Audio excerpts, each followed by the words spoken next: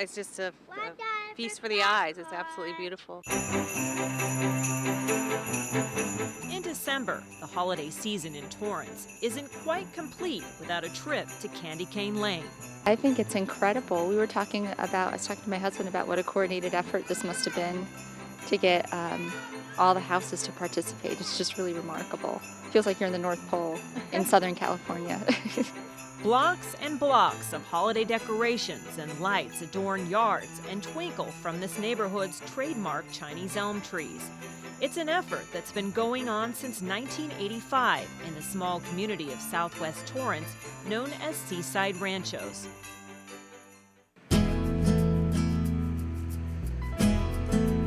Throughout the rest of the year, this quiet community of 5,000 residents, nestled between PCH and Sepulveda, just west of Anza, doesn't receive much attention and actually prefers it that way.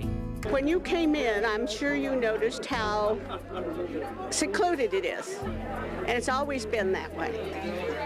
All right, guys, ready? Secluded, but also tight-knit. In March of 2010, hundreds of residents, past and present, turned out for the 60th anniversary of Seaside Ranchos at Seaside Elementary. It was the first Torrance school to be built after Torrance seceded from the Los Angeles Unified School District.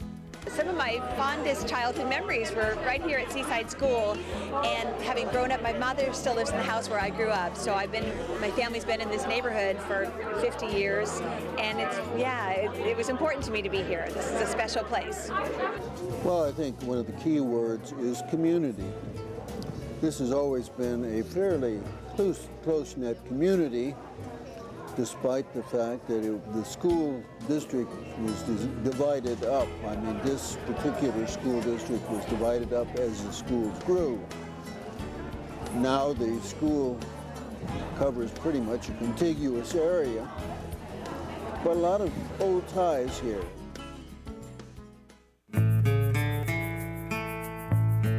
Its moniker, Seaside, was probably a sales gimmick since the area is actually more than a mile from the ocean. It borders the former site of Lake Walteria, where water would collect and frequently flood following heavy rains. Because it was deemed a swampland, no one saw its potential as a residential neighborhood. No one except for developer Ben Haggett, who bought the land at a bargain price of $280 per acre and opened the first units of Seaside Ranchos in 1947. His widow, Miko, often heard him tell of the area's transformation.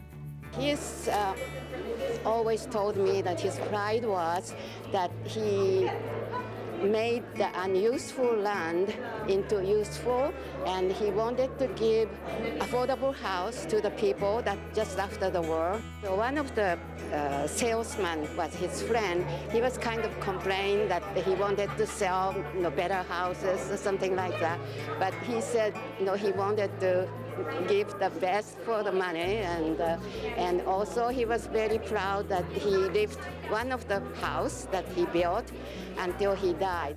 His heart is always in this place. 2 years later, in 1949, Seaside Elementary opened its doors with remnants of its swampy past.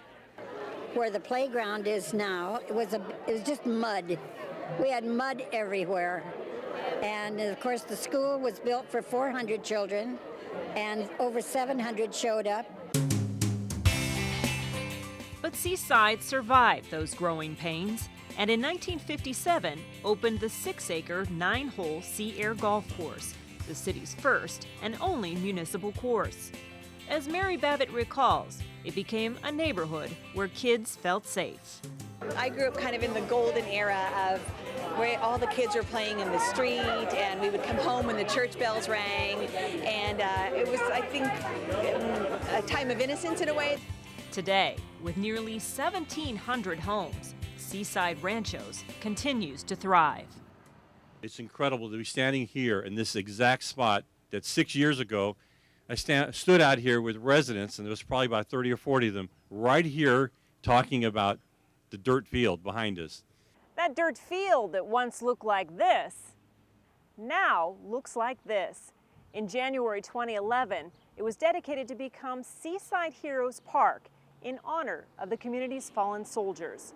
It's yet another testament to the tenacity of this little community of Torrance that could. From Seaside Ranchos, Colleen Farrell with the Centennial History Minute.